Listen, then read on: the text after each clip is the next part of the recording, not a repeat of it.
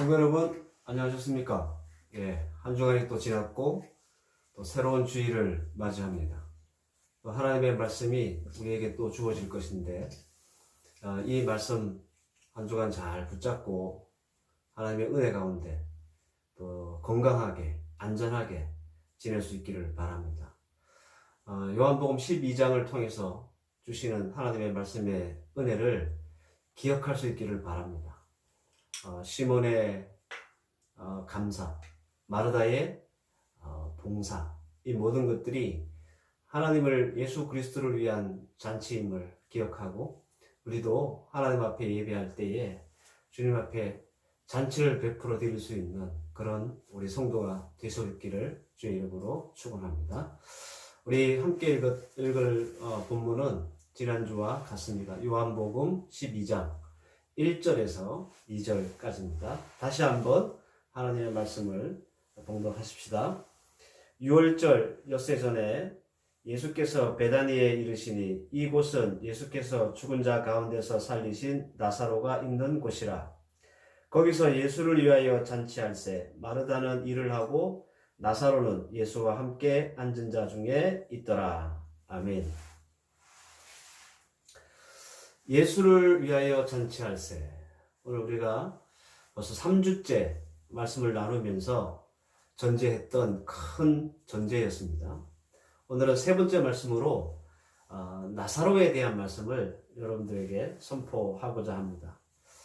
성경에 나오는 나사로는요, 크게 두 명이 있습니다.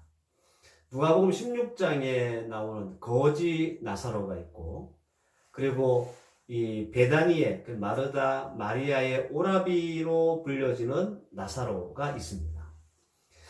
나사로라고 하는 이름은요, 하나님이 도우시다라고 하는 이름의 뜻이 있어요.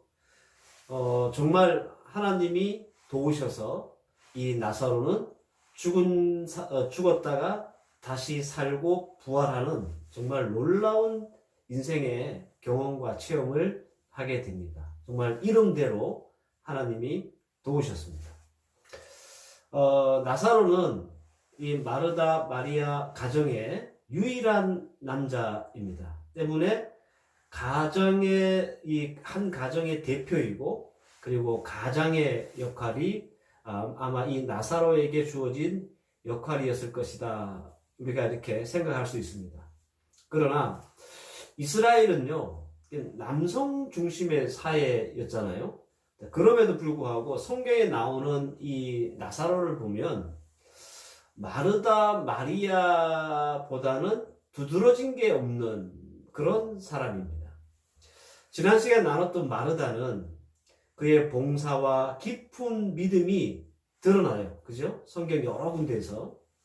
그리고 마리아는요, 우리가 잘 알고 있듯이 또 오늘 12장이 속해 있는 본문에도 나와 있듯이 향유를 예수님께 부음으로 마리아는 주목을 받습니다. 그러나 나사로에게는 그런 게 없다, 그런 말입니다.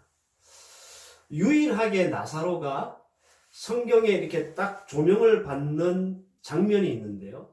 그 사건이 있는데 그게 요한복음 11장에 나오는 병들었다가 죽어서 다시 살아났던 바로 그 사건입니다.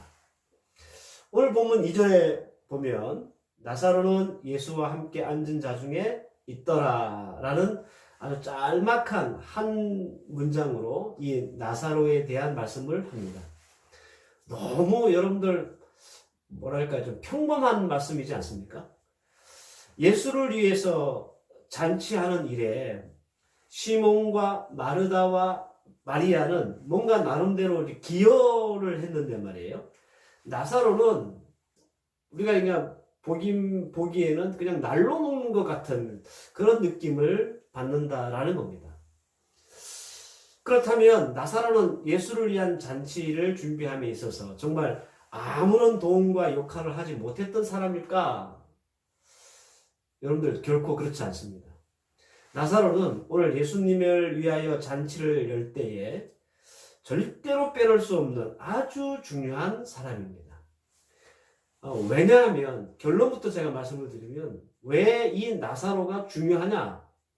여러분들 이 나사로는 자신이 예수께 입었던 그 체험을 말씀으로 지켜낸 사람이기 때문에 그렇습니다. 오늘 본문 2절을 다시 한번 보시길 바랍니다. 나사로는 예수와 함께 앉은 자 중에 있더라. 너무 평범하고 어쩌면 당연한 말씀처럼 보입니다. 하지만 성경에서 나사로가 나오는 말씀 중에 예수와 함께 앉아서 말씀을 들었다라는 구절은요, 오늘 우리가 읽었던 본문 2절이 유일하다는 거예요. 누가복음 10장 38절 이하의 말씀, 지난 시간에 제가 언급한 말씀인데, 마르다가 이제 예수님의 발치에 앉아가지고 말씀을 듣고 있었던 마리아에게 불평했던 그 말씀 기억나시죠? 지난 시간에 제가 잠깐 소개를 해드렸습니다. 이상하게도 그때 나사로의 이름은요, 아예 없습니다. 누가복음 10장 38절 이하의 말씀을 보면 예수님의 말씀을 듣던 그 가족 중에 유일한 사람은 마리아예요. 마르다는 부엌에서 예수를 위해서 열심히 음식을 준비하는 일로 바빴고, 마리아는 예수님 발치에 앉아서 예수님의 말씀을 들었는데, 그러면 나사로는 어디 있습니까?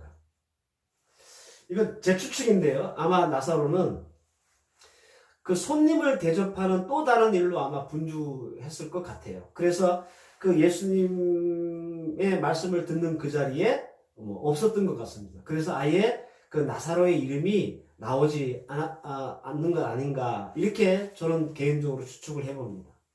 적어도 우리의 추측을 배제하고 적어도 성경 기록만으로 보자면 나사로가 예수님의 말씀을 들었다라고 하는 기록은 죽었다 살아난 후 나병 환자 시몬의 집이 처음이다라는 것입니다. 아마도 나사로는 죽었다가 살아나는 체험을 하고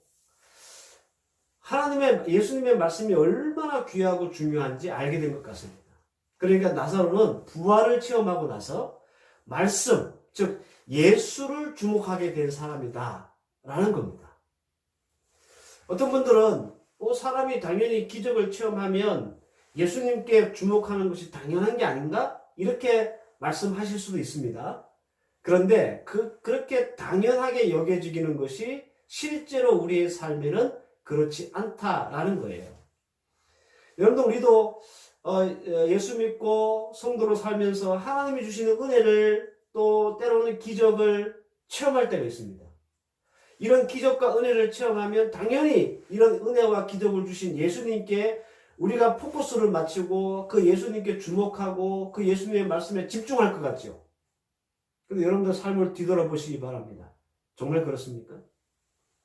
여러분들, 오병이어의 기적을 체험한 사람들이 있습니다. 그 보리떡 5개와 물고기 2마리를 5,000명을 먹이고 12광주리를 남겼던 놀라운 사건입니다. 그 이후에 여러분들, 그 오병이어의 놀라운 기적을 체험했던 사람들이 어떻게 반응했는지를 아시는지 모르겠어요. 그 사람들이요, 그 놀라운 기적을 체험하고 다시 그 장소로 갑니다. 그런데 가보니까 예수님도 없고 제자들도 없어요. 그래서 막 수소문을 해보니까 예수님이 가버나움으로 가셨다는 소식을 듣게 돼요. 그래서 이 사람들이 배를 나눠 타고 어떻게 하냐면 예수님이 계시는 가버나움으로 쫓아갑니다.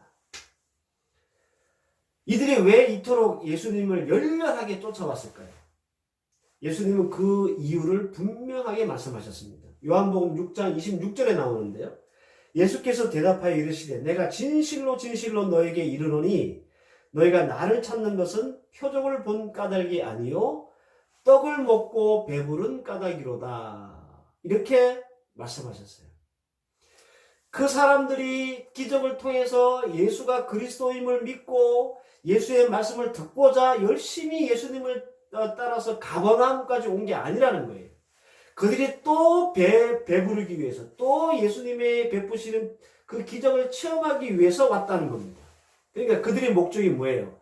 예수님이 아니고 말씀이 아니고 뭐에 있습니까? 기적이 있는 거예요. 기적의 체험에 있는 거예요. 성도 여러분, 우리가 생각하기에 우리가 하나님의 기적을 체험하면 우리는 다 예수 잘 믿고 예수님께 집중하고 말씀에 집중할 것 같지만 실제로 예수보다는 더 센 기적이 없을까? 더 센 체험이 없을까? 그것을 주목하고 그것을 기대하게 되는 거예요. 그러다가 우리가 기대한 만큼의 기적이 없거나 체험이 없으면 뒤도 안 돌아보고 예수도 버리고 말씀도 버리고 돌아서는 거예요. 이게 우리의 모습이에요. 그래서 여러분들, 나사로가 죽었다가 살아나는 그 부활을 체험하고 예수께 집중하고 하나님 말씀에 집중했다는 것은 놀라운 일입니다. 그래서 예수님이 이렇게 말씀하셨죠. 마태복음 12장 39절 말씀에 예수께서 대답하여 가라사대 악하고 음란한 세대가 표적을 구하나 선지자 요나의 표적밖에는 보일 표적이 없느니라. 예수님을 따라오는 자들이 예수님께 집중하지 않고 말씀에 집중하지 않고 예수를 그리스도로 믿거나 하나님의 아들로 믿는 데 집중하지 않고요. 예수님이 또 어떤 기적을 베풀까? 어떤 센 기적을 또 베풀까? 어떤 환자를 낫게 할까? 뭐 이런 것에만 집중을 하고 자꾸 예수님께 이런 것들을 요구하니까 예수님이 뭐라고 말씀하시냐면 내가 너희들한테 보일 표적이라는 것, 기적이라는 것은 요나의 기적밖에 없다. 라고 말씀하시면서 악한 세대들이 그리고 음란한 세대들이 이 기적만 쫓아서 산다라고 말씀하신 거예요. 때문에 예수를 위하여 잔치한다는 것은 나사로처럼 하나님의 말씀을 붙잡는 것을 말합니다. 다시 말씀드리면 하나님의 말씀에 집중하고 붙잡는 것이 곧 예수를 위한 잔치다라고 말씀드릴 수 있습니다. 체험은요, 하나님께서 우리에게 은혜를 주시고 또한 기적을 체험하게 하시는 것은 그 체험을 통해서 말씀을 붙잡고 예수께 집중하라고 하는 통로지, 그 은혜나 혹은 그 체험이, 그 기적이 우리의 목적, 우리의 신앙의 목적이 아니라는 거예요. 우리가 예수를 믿고 병이 낫고 우리 자식들이 잘 되고 사업이 잘 되는 것이 우리 신앙의 목적이고 믿음의 목적이라면 그건 잘못된 거예요. 그것을 통해서 우리가 예수를 보게 되고 예수를 만나게 되고 예수를 붙잡게 되고 말씀 속에 들어가야 되는 것이에요. 그것이 우리가 최종적으로 목표해야 될 것들입니다. 그런데 대부분 성도들은요, 예수께 집중하거나 말씀에 집중하기보다는 하나님께서 우리에게 더 나은 체험, 나은 기적을 주시지 않을까. 이런 것에만 집중한다는 겁니다. 성도 여러분, 나사로는요, 사람이 경험할 수 있는 최고의 경험을 했습니다. 그죠? 죽었다가 살아났어요. 뭐 병이 들어서 난 게 아니에요. 귀신 들었다가 정상으로 돌아온 게 아니에요. 그보다 훨씬 세고 훨씬 강한 궁극의 기적을 체험했습니다. 죽었다가 살아났습니다. 그리고 그 경험을 통해서 나사로는요, 예수 그리스도를 굳세게 붙잡게 되었습니다. 예수님의 말씀이 좋아졌고 예수님의 말씀이 귀하게 여겨졌고 예수님의 말씀을 삶으로 실천하는 자가 되었다라는 겁니다. 이전에는요, 나사로는 그런 사람이 아니었어요. 나사로가 예수님의 앞에 앉아서 말씀을 들었다는 그런 성경의 기록이 없어요. 이것이 예수를 위하여 잔치를 준비하는 자들의 모습이다라는 겁니다. 주께서 우리에게 복 주시고 은혜를 주시는 이유, 그것을 통해서 예수를 더 굳세게 붙잡고 그리고 예수께서 기대하는 삶을 살게 하기 위함입니다. 저는 우리 성도들이 우리 주께서 주시는 은혜가 그리고 체험이 많아질수록 예수님을 더 분명하게 보시기 바라고 예수께 더 집중하고 예수를 더 사랑할 수 있는 그런 성도들 되시기를 바랍니다. 그래서 우리도 예수께 더 큰 기쁨을 드릴 수 있고 예수를 위해서 잔치할 수 있는 그런 성도가 되었으면 좋겠습니다. 예수께서 예수께 기쁨이 되고 예수께 집중하며 진정한 예수의 제자가 되어 예수를 위해서 잔치하는 성도들의 구체적인 예가 있어요. 그게 마태복음 16장 24절에 나오는데요.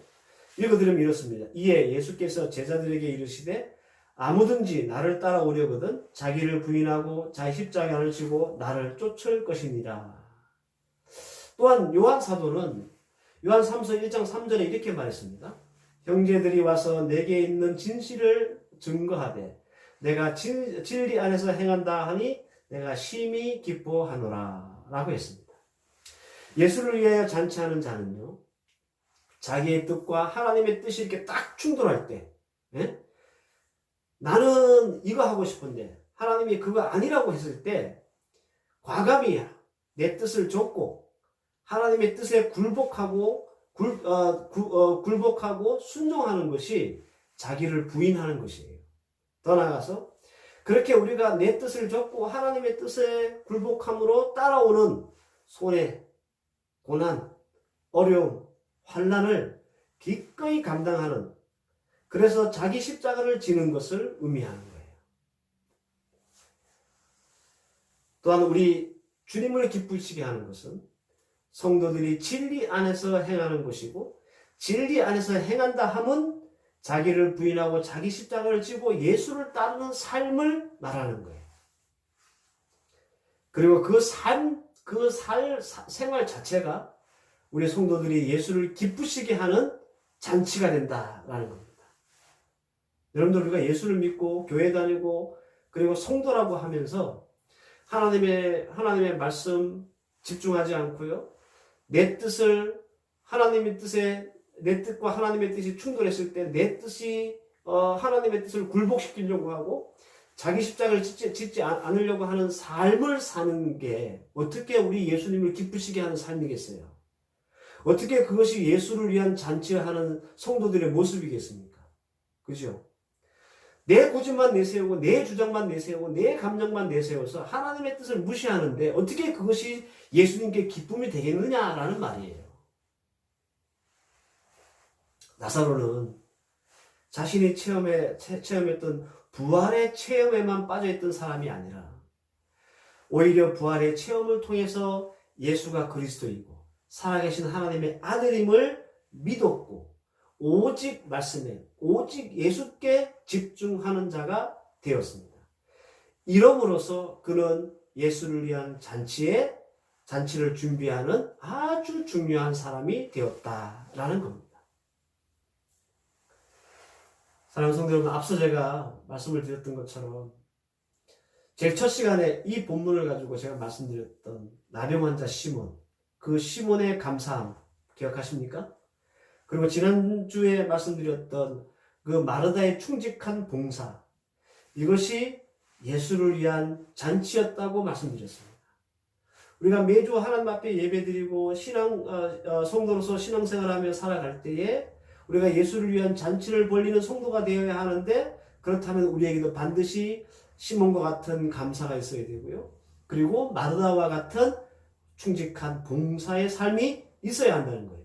여기에 더하여서 나사로와 같이, 오늘 본문에 나오는 이 나사로와 같이 말씀에 대한 집중이, 예수에 대한 집중이 있어야 됨을 여러분들 기억하십시오.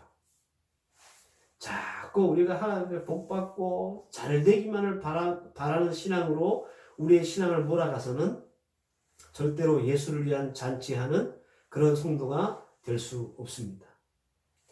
예수께 집중하는 삶, 말씀을 붙잡는 성도, 바로 이런 성도들이 예수를 위하여 잔치하는 자들입니다. 우리 필리핀 한인교회 성도들이 이 감사와 봉사와 말씀으로 주를 위하여 잔치하는 성도들이 될 수 있기를 축원합니다. 여러분들, 제가 지난번에 광고로도 한번 말씀을 드렸던 것처럼 우리 김은아 집사님 가정의 서연이가 또 대학에 합격을 했어요. 한국에 있는 대학에. 얼마나 참 감사하고 기쁘고 좀 하나님의 은혜가 큽니까? 그죠? 네. 저는 여러분들 가정과 여러분들 생업에 이런 유의 하나님의 은혜가 풍성하게 넘치기를 바랍니다. 하지만 오늘 말씀을 여러분들 잘 붙잡으셔서 하나님이 우리를 유익하게 하시고 잘되게 하시고 형통하게 하시는 그 은혜와 체험에만 묶여있는 성도가 아니라 오히려 이런 은혜와 체험을 주실 때 뭘 바라보라고요? 예수를 바라보고 말씀에 집중하고 예수를 소중히 여기고 예수를 더 사랑할 수 있는 성도가 되시기를 바란다는 거예요. 바로 그런 성도들이 예수를 위하여 잔치하는 성도이고 예수님이 우리에게 기대하는 삶을 살아드릴 수 있는 성도가 되는 것입니다.